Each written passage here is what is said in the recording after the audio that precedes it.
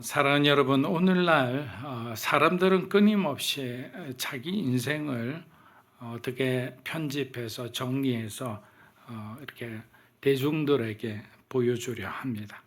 SNS에 올리는 글과 사진, 자기소개서, 프로필 속에서 나는 이런 배경을 가졌고 이런 길을 걸어왔습니다 라고 말하는 것 같습니다. 사실 틀린 말은 아니죠. 우리 모두 그렇게 말할 수 있습니다.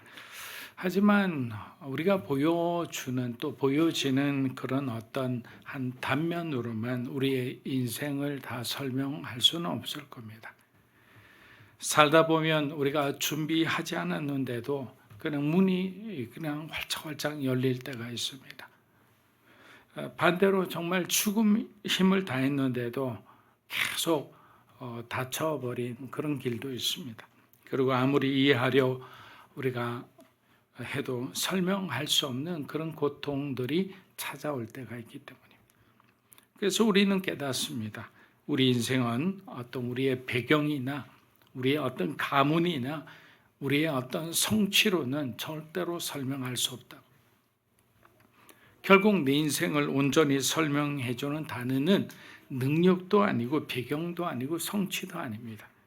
바로 하나님의 은혜인 거죠. 하나님의 은혜가 우리의 삶을 설명하고 하나님의 은혜가 우리 인생의 진정한 이름표가 되는 거예요.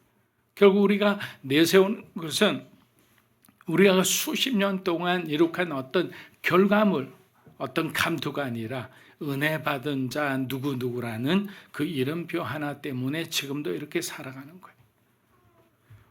오늘 본문은 이 사실을 아주 분명하게 보여줍니다. 누가는 예수님의 탄생 소식을 이렇게 전합니다. 26절 한번 읽어보겠습니다. 여섯째 달에 천사 가브리엘이 하나님의 보내심을 받아 갈릴리 하나님은 예루살렘에서 역사를 시작하지 않으셨죠. 이거는 우리 지난주에도 공부했듯이 하나님이 가장 주목하던 것은 어떤 예루살렘의 중심이 아니라 소위 권력자층, 똑똑한 어떤 지식자층에서 구한 것이 아니라 사람들 사이에서도 가장 무시받은 바로 나사렛이라는 동네에서 시작하셨습니다. 나다니엘이 예수님의 제자였죠. 우리 신약 성경 시작하자마자 뭐라고 나옵니까? 그가 이렇게 말합니다. 나사렛에서 무슨 선한 것이 날 수 있느냐? 어마어마한 차별이죠. 예수님에 대해 이렇게 말한 거예요.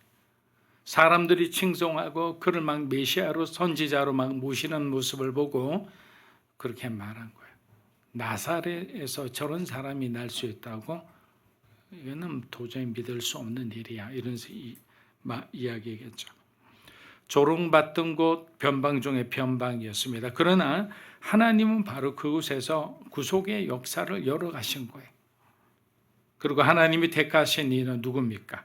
왕족의 어떤 딸입니까? 기부인의 소중한 그런 어떤 딸입니까? 이름난 유명인도 아니었습니다. 그저 평범하고 보잘것없는 한 시골 소녀 마리아였습니다.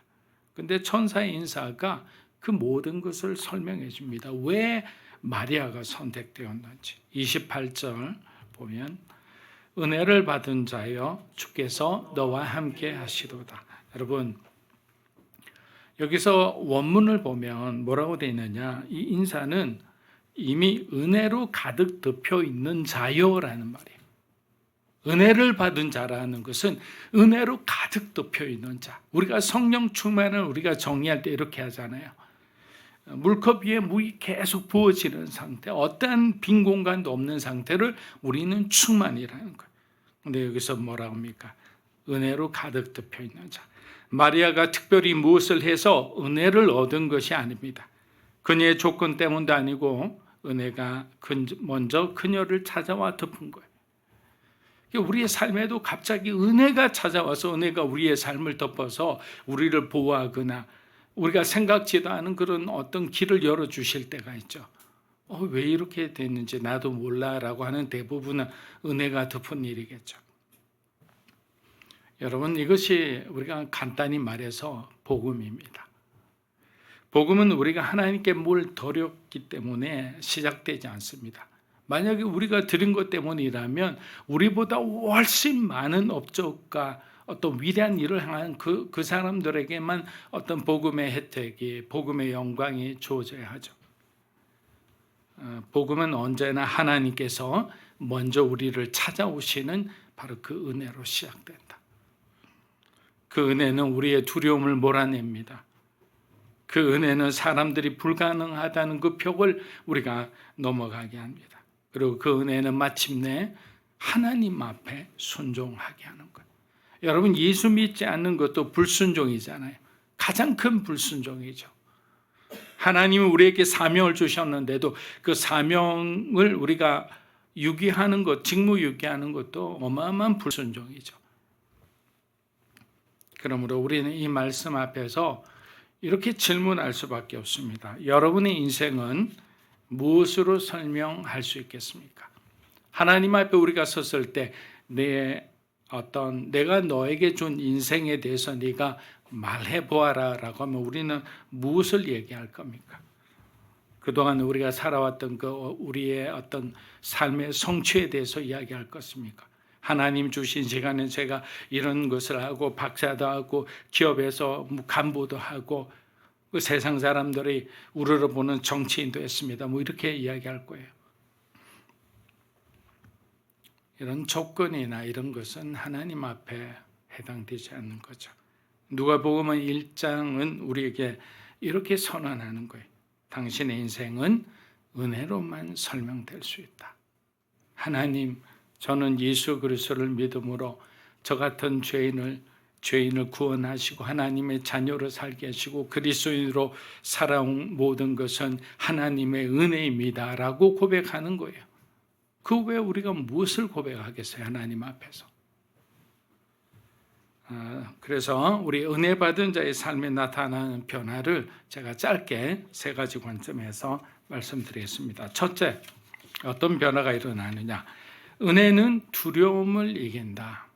누가복음 1장 29절에서 30절 읽어보겠습니다.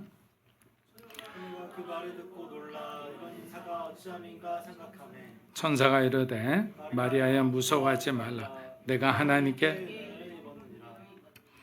사랑하는 여러분, 하나님 앞에 선 인간의 첫 반응은 언제나 두려움이에요. 왜냐하면 그분은 거룩하시고 우리는 죄인이기 때문입니다. 마리아가 천사의 인사를 듣고 놀라 두려워한 것은 그래서 이상한 일이 아닙니다. 그래서 영혼 깊은 곳에서 울려 나오는 그런 본능적인 반응이죠. 하나님, 나 같은 죄인이 어찌 하나님 앞에 설 수 있겠습니까? 라는 그런 마음의 고백이 있었던 거예요.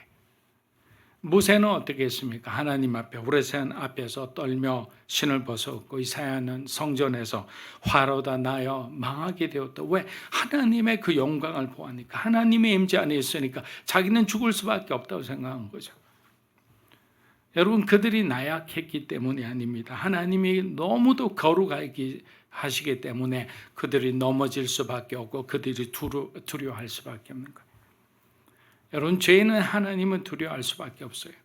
그러나 바로 그 순간 하나님의 말씀이 임하는데 뭐라고 하십니까? 무서워하지 말라. 내가 하나님께 은혜를 입었느니라. 여러분에게 한번 적용해 보세요. 여러분이 지금 두려워하는 어떤 것들이 있다고 생각해 보세요. 근데 그 두려워한 일이나 두려워한 어떤 관계 속에서 우리가 그것을 담대히 이 두려움을 이기기 위해서는 오늘 말씀대로라면 내가 은혜를 받아야 되는 거예요. 여러분, 이것은 단순한 위로나 격려하는 게 아닙니다. 여러분에게 어떻게 살아가는 어떤 방법을 가르치는 게 아니에요. 말씀 자체가 여러분에게 길이 되기를 바라는 거죠. 이것은 뭡니까? 하나님의 선언이죠. 네가 하나님께 은혜를 입었느니라. 이거는 하나님이 말씀하시는 거잖아요. 여러분, 하나님의 말씀에는 능력이 있죠. 권위가 있죠. 반드시 이루어지는 거잖아요. 우리가 은혜를 입었다라는 그 말씀 하나 자체를 믿으며 살아가는 사람에게는 두려움이 없는 거예요. 사람에 따라서 흔들리지 않아요. 왜? 그 사업을 누가 일으키고 누가 그리고 성공할 수 있게 해주십니까? 여러분 한번 대답해 보세요. 하나님이시잖아요. 근데 우리는 함께 계시는 그리고 그 일에 가장 중요한 키워드가 되시는 하나님을 잊어버리고 내 눈앞에 보이는 그 바이어들이나 내 눈앞에 보이는 나보다 높은 사람들, 내 삶에 직접적인 영향을 끼치는 그 사람이 너무 크게 보이는 거예요. 그 순간 하나님을 잊어버려요. 왜? 이렇게 바라보니까. 근데 우리가 조금 뒤로 물러서서 바라보세요. 주님이 계시죠. 여러분 절대 사람을 두려워하지 마세요. 그 사람이 여러분에게 성공으로 가는 길을 인도하는 게 아니에요. 하나님이 인도하시는 거예요. 그 하나님의 은혜가 우리에게 부어졌을 때 우리는 하나님이 원하시는 그 길로 가는데 때로는 내가 정말 기대하지 않았던 그 길들이 막 열리는 거예요. 사람들이 모르지. 너 백 썼냐? 너 무슨 일이 있냐? 근데 나만 알죠. 하나님이 열어주신 거야. 그런 경험을 여러분들이 하고 있고 앞으로 하리라 믿습니다. 사도 바울도 동일하게 선포합니다. 로마서 5장 1절, 8장 15절, 8장 31절 한번 읽어보겠습니다. 우리가 믿음으로 의롭다 하심을 받았으니 하나님과 화평을 누리자. 너희는 무서워하는 종의 영을 받지 아니하고 양자의 영을 받았느니라. 하나님이 우리를 위하시면 하나님이 우리를 위하시면 누가 우리를 대적하려? 여러분 아멘 한번 해보세요. 맞습니까? 하나님이 나를 위하시면, 우리 가족을 위하시면, 우리 교회를 위하시면 누가 우리를 대적하겠어요? 감히. 여러분 은혜가 없다면 하나님의 거룩은 뭐가 됩니까? 우리를 삼키는 불이 돼요. 그러나 은혜가 임하면 그 불은 우리를 정결하게 하는 불이 되는 거예요. 은혜가 없다면 그분의 보좌는 심판의 자리예요. 무시무시해요. 다시는 기회가 없는 그런 심판이 돼요. 그러나 은혜가 임하는 그 보좌는 하나님 아버지의 품이 되는 거예요. 그러므로 은혜는 단순한 어떤 심리적 안정제가 아닙니다. 은혜는 죄인을 하나님 앞에 담대히 세우는 능력인 거예요. 은혜를 받았기 때문에 우리가 감히 하나님 앞에 설 수 있잖아요. 누가 우리를 하나님 앞에 세울 수 있나요? 이 세상에 어떤 권력자도 우리를 하나님 앞에 세울 수 없어요.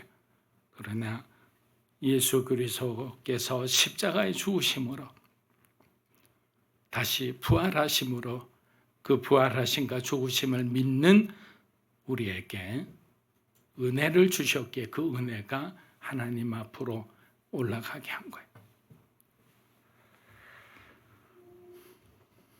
그래서 오늘도 하나님은 우리에게 말씀하십니다. 무서워하지 마라. 네가 은혜를 입었느니라. 그래서 여러분들 자녀들한테 자주 말씀해 주십시오. 부부들끼리. 아들아, 누구야? 너 하나님 앞에 은혜 입은 거 알지? 내가 선포할게. 예를 들면 누구는 하나님 앞에 은혜를 입은 자야 라고 선포하세요. 은혜를 입은 사람.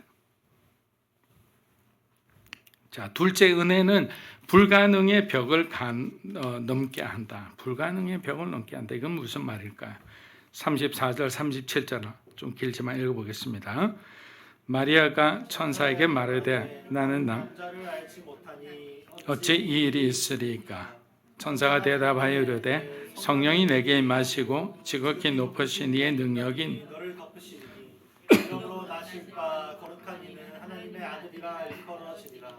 보라 내 친족 엘리사벳도 늙어서 아들을 신하지 못한다고 알려지니까 이미 6달이 되었나니 대저 하나님의 모든 말씀은 자, 마리아가 말합니다. 나는 남자를 알지 못하니 어찌 이 일이 있으리까? 여러분 이것은 불신의 말이 아니죠. 자기의 현실을 인정하는 고백입니다. 어떻게 된지 자기도 모르기 때문이죠. 그때 천사가 대답합니다. 성령이 내게 임하시고 지극히 높으신 이의 능력이 너를 덮으리니. 이게 은혜인 거예요. 구체적으로 말하면 성령이 우리에게 임하시고 지극히 높으신 하나님의 능력이 너를 덮으시리니, 그리고 나한테 마지막 뭐가 됩니까? 하나님의 모든 말씀은 능하지 못하심이 없느니라. 이게 은혜 받은 자의 모습인 거예요. 자, 은혜하라니까 그 단어만 생각하는데 결국에는 풀어서 이야기하면 뭡니까? 성령이 우리에게 임하시고 우리가 성령으로 충만해진 상태에서 지극히 높으신 하나님의 능력이 우리에게 임하니까, 그것이 지혜로 임하든 담대함으로 임하든 능력으로 임하든 얼마나 놀라운 일이 일어납니까? 은혜란 사람이 더 이상 길을 찾을 수 없을 때 하나님이 길을 내시는 거예요. 우리 힘으로는 설명할 수 없는 자리에 성령께서 임하시고 하나님의 능력이 우리를 덮으시는 거라 했습니다. 마리아만이 아닙니다. 여러분, 열왕기하를 보면 여호사밧 왕도 같은 은혜를 경험했습니다. 수많은 그 적들의 연합군 앞에서 그는 이렇게 기도했습니다. 역대하 20장 12절입니다. 우리는 대적할 능력이 없고 어떻게 할 줄도 알지 못하오니 오직 주만 바라보나이다. 우리도 그럴 때 있잖아요. 아무리 힘을 써도 뭐 어떻게 할 수도 없고 어떻게 할 힘도 없고. 그런데 여호사밧 왕은 왕의 자존심을 긋고 뭐라 했습니까? 오직 주만 바라보나이다. 그럼 옆에서 신하들이나 굉장히 막 열정이 가득한 사람들 뭐라 합니까? 왕이여 뭘 좀 해보라고. 죽음을 갖고 싸우자 뭐 이런 사람도 있을 거예요. 그런데 오직 하나님만 바라보는 거 이 자체도 얼마나 큰 영적 전쟁인지 몰라요. 주님만을 바라보는. 그런 어떤 여호사밧을 보고 하나님이 이렇게 말씀하십니다. 역대하 20장 15절입니다. 너에게 속한 것이 아니고 하나님께 속한 것이다. 이게 하나님의 답인 거예요. 네가 싸울 필요 없다라는 거예요. 네가 선택한 나를 바라보는 것이 옳았다라는 것을 말씀해 주는 거예요. 그날 남유다는 칼을 들지 않았습니다. 대신 찬송하며 나아갔고 하나님께서 친히 그들을 싸우셨고 적들은 순식간에 흔적도 없이 다 죽어버렸습니다. 인간의 무력함이 드러난 자리에 하나님의 은혜가 드러나는 영광의 무대가 된 거예요. 또 수넴 여인 여러분 잘 아시죠? 수넴 여인은 은혜로 아들을 얻었지만 하루아침에 아들을 잃었습니다. 모든 것이 끝난 것처럼 보였을 때 그녀는 포기하지 않고 엘리사를 찾아가서 끝까지 붙들었을 때 엘리사가 기도하자 죽었던 아이가 살아났습니다. 여러분, 하나님은 사람들이 끝이라고 말하는 그 자리에 여러분들도 동참하지 마십시오. 모든 사람이 죽었다라고 결론 내고 끝이라고 했을 때 그 수넴 여인 엄마는 포기하지 않고 엘리사의 상징이 뭡니까? 하나님의 어떤 사자잖아요. 하나님을 찾아간 거예요. 하나님께 간구한 거예요. 하나님께 매달린 거예요. 그리고 나한테 어떻게 합니까? 엘리사를 통해 기도하자 죽었던 아이가 다시 태어났다. 성경은 이렇게 말해요. 죽었던 아이가 다시 태어났다. 이런 일이 일어난 거예요. 모든 사람이 끝이라는 그 자리에 우리가 조직이나 여러분 가정 안에서 우리 사나요? 우리 저 아이는 정말 왜 저럴까라고 생각하는데 그런 아이는 없습니다. 다 시간이 되면 갑자기 꽃이 피고 갑자기 성장하고 기존에 있는 자녀들보다 더 효도하고 그렇습니다. 우리가 성경 보면 마리아만이 아니죠. 이런 정도로 참 많은 고백들이 있습니다. 그게 뭐냐? 은혜는 불가능을 가능으로 바꾸기 때문입니다. 자, 마지막 셋째는 은혜는 기쁨으로 순종하게 만든다. 한번 따라해 보십시오. 은혜는 기쁨으로 순종하게 만든다. 네, 하나님의 은혜는 단순히 우리를 위로하는 데서 멈추지 않습니다. 은혜는 우리를 변화시키고 결국 순종으로 이렇게 이끕니다. 자, 여러분 보세요. 우리가 변화되지 않으면 우린 절대로 하나님 앞에 순종할 수 있는 사람이 아니에요. 성경을 보면 이스라엘 백성들이 바로 우리의 모습이죠. 그들을 욕할 게 아니에요. 이스라엘 백성들처럼 우리는 은혜 받았을 때 반짝거리고 그리고 은혜가 없을 때 광야로 가거나 뭐 이런 식으로 되면 우리는 하나님 앞에 얼마든지 항의하고 하나님을 정면으로 하나님과 싸울 그런 사람들이에요. 그런데 기쁨으로 순종한다라는 말은 우리 본문 38절 우리 한번 볼게요. 마리아는 이렇게 고백하죠. 주의 여종이오니 말씀대로 내게 이루어지이다. 짧은 한 문장이지만 복음서 전체에서 가장 위대한 순종의 고백 중 하나예요. 마리아는 자신을 여종이라 불렀습니다. 이건 단순한 겸손의 표현이 아닙니다. 여종이란 주인에게 온전히 속한 존재, 자기 인생의 권리를 내려놓은 자를 뜻합니다. 마리아는 은혜 안에서 이제 자기 인생이 더 이상 자기의 것이 아님을 고백한 거예요. 사랑하는 여러분, 은혜가 없으면 우리의 순종은 어떻습니까? 늘 계산하겠죠. 내게 이익이 되느냐 안 되느냐. 손해는 피하고 싶고 체면은 지키고 싶어 합니다. 믿는다고 말하면서 끝까지 내 통제를 내려놓지 않는 거예요. 내 통제를 내려놓지 않는다는 것은 항상 하나님보다 내가 판단하고 내가 계산하고 내가 결정하는 그 삶이 되는 거예요. 내 인생에 하나님의 주도권을 가지지 못하게 되는 거예요. 왜? 은혜를 못 받으면 그런 거예요. 그래서 은혜는 우리의 마음을 움직입니다. 우리의 심령을 움직입니다. 억지로 아니라 기쁨으로, 부담이 아니라 감사함으로 하나님 앞에 나아가죠. 순종이 무거운 의무가 아니라 원래는 사랑에 대한 자발적인 응답이잖아요. 마리아의 고백은 뭡니까? 말씀대로 이루어지이다. 한번 따라해 보십시오. 말씀대로 이루어지이다. 여러분, 이 고백에는 이미 많은 위험이 있어요. 뭐라고 되어 있습니까? 약혼자 요셉에게 버림받을 수도 있었어요. 사람들의 눈총과 수치를 감당해야 됩니다. 앞으로 어떤 일이 더 일어날지도 모르는 그런 상황 속에서 그녀는 이렇게 고백한 거예요. 하나님 말씀대로 이루어지이다. 하나님의 말씀대로 내 삶을 마음대로 하라는 거예요. 마리아가 이렇게 고백할 수 있었던 이유는 뭡니까? 은혜가 그녀를 바꾼 거예요. 은혜가 여러분을 바꾼 거예요. 기존의 내 생각과 내 가치관과 내 고정관념을 은혜 받으니까 내가 바뀌기 시작하는 거예요.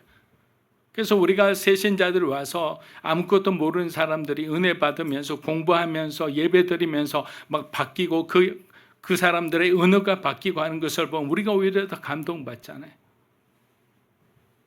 여러분들도 마찬가지입니다. 어떤 사람은 구인물이 되고 어떤 사람은 새로운 계속 성령의 생수와 함께 이렇게 그 안에서 발전하고 성장하는 사람들이 있는 거예요. 여러분, 마리아의 고백을 한번 다시 들어보십시오. 주의 여종이오니 말씀대로 내게 이루어지이다. 한 소녀의 고백이었지만 성경에는 많은 사람들이 이 길을 갔습니다. 믿음으로 사는 교회도 저와 여러분도 하나님 앞에서 말씀대로 이루어지이다 이 고백처럼 살아가기를 축복합니다.